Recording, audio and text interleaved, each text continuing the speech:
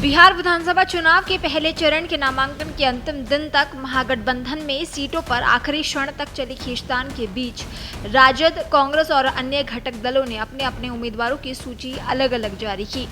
साझा मंच से सूची जारी करने का वादा हवा हो गया और दलों ने देर रात तक अपने अपने उम्मीदवारों के नाम सार्वजनिक किए। आधिकारिक रूप से महागठबंधन का सबसे बड़ा दल राजद सर्वाधिक 143 सीटों पर चुनावी मैदान में जाएगा। बिहार कांग्रेस को महागठबंधन में इस बार कुल 61 सीटें मिली हैं। हालांकि अंतिम समय तक कांग्रेस 2020 के चुनाव की भांति कम से कम 70 सीटों के लिए जोर लगाती रही, लेकिन उसकी कोशिशें उसे 61 सीटें ही दिला पाई। वाम दल इस बार 30 सीटों पर मैदान में होंगे। महागठबंधन में सीट शेयरिंग का मामला ऐसा फंसा रहा कि मजबूरी कहें या कुछ और, गठबंधन के सहयोगी दलों ने सीट की घोषणा के पहले ही उम्मीदवारों को सिंबल देना शुरू कर दिया था। यहाँ उल्लेखनीय है कि आधिकारिक रूप से भले ही महागठबंधन 243 सीटों पर चुनाव लड़ रहा है, लेकिन उसके कुल 254 उम्मीदवारों ने मैदान में मोर्चा संभालने की तैयारी कर रखी है। वाम दलों के खाते में 30 सीटें हैं, जबकि उसके 35 उम्मीदवार मैदान में हैं। वीआईपी को 9 सीट ही मिली, लेकिन उसके 15 उम्मीदवार मैदान में हैं। कई सीटों पर महागठबंधन के घटक दलों के बीच मतभेद बरकरार है। दूसरी ओर एनडीए ने उम्मीदवारों की सूची सप्ताह भर से अधिक समय पहले ही जारी कर दी थी। भाजपा और जदयू 101, लोजपा रामविलास 29, हिंदुस्तानी अवाम मोर्चा 6 और राष्ट्रीय लोक मोर्चा 6 सीट पर चुनाव लड़ रहे हैं। विश्लेषक मानते हैं कि महागठबंधन के भीतर सीट बंटवारे और टिकट चयन को लेकर बनी असहमति चुनावी अभियान को प्रभावित कर सकती है।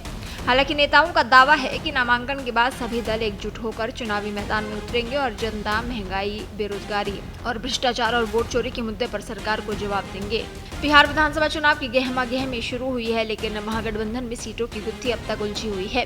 कई सीटें ऐसी हैं जिन्हें लेकर राजद, कांग्रेस, वीआईपी और वाम दलों के बीच मतभेद बना हुआ है, जिसकी वजह से महागठबंधन की एकता पर सवाल उठ रहे हैं। लेकिन इसी बीच अब कांग्रेस की ओर से डैमेज कंट्रोल की कवायद शुरू होने के संकेत मिले हैं।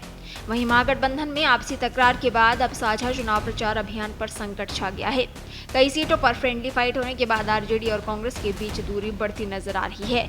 इसके चलते साझा घोषणा पत्र पर भी बातचीत आगे नहीं बढ़ पा रही है। महागठबंधन की मैनिफेस्टो ड्राफ्ट कमेटी अब तक किसी नतीजे पर नहीं पहुंची है। आरजेडी और कांग्रेस दोनों के अपने अपने चुनावी वादे हैं। इसी बीच तेजस्वी यादव ने बुधवार को प्रेस कॉन्फ्रेंस में 3 बड़े चुनावी ऐलान किए हैं। कांग्रेस सूत्रों से मिली जानकारी के अनुसार महागठबंधन में सीटों को लेकर चल रहे विवाद के बीच पार्टी आलाकमान ने अब अपने वरिष्ठ नेता और राजस्थान के पूर्व मुख्यमंत्री अशोक गहलोत को बिहार भेजा है। वे तेजस्वी से मुलाकात कर सकते हैं। लालू प्रसाद से भी उनकी मुलाकात संभावित है। 23 अक्टूबर को महागठबंधन के नेताओं की पटना में एक साझा प्रेस कॉन्फ्रेंस की योजना है। ये मुलाकात कांग्रेस और राजद के बीच बढ़ती दूरी को कम करने की दिशा में एक बड़ा राजनीतिक प्रयास होगा।